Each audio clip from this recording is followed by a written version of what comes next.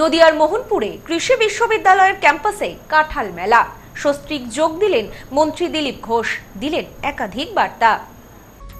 নদিয়ার মোহনপুরে বিধানচন্দ্র কৃষি বিদ্যালয় ক্যাম্পাসে রাজ্য কাঁঠাল মেলা ও প্রদর্শনী অনুষ্ঠিত হলো।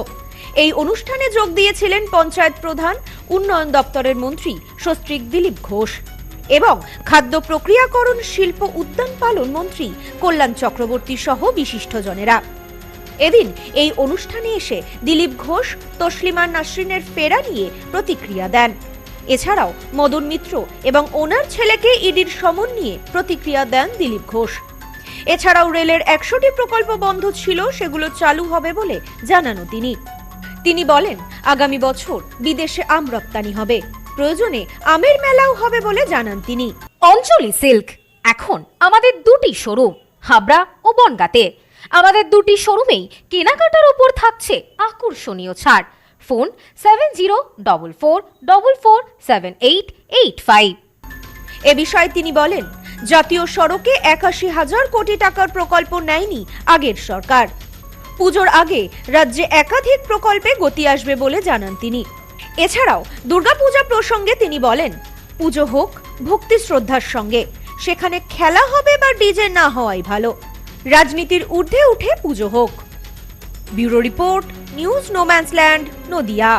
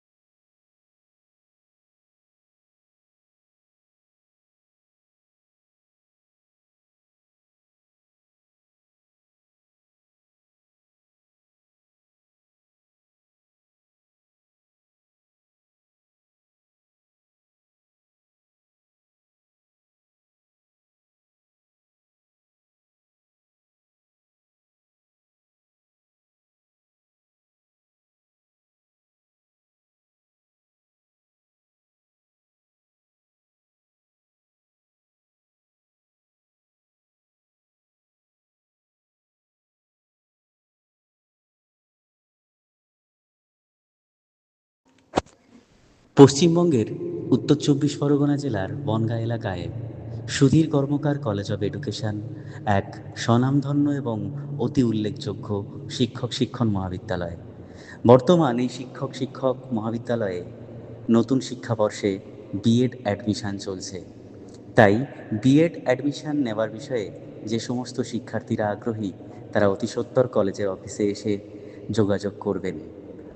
আমাদের কলেজের ঠিকানা গোপালনগর, চরচালকি, বনগাঁ, উত্তর ২৪ পরগনা। পিন নম্বর ৭৪৩২৩৫।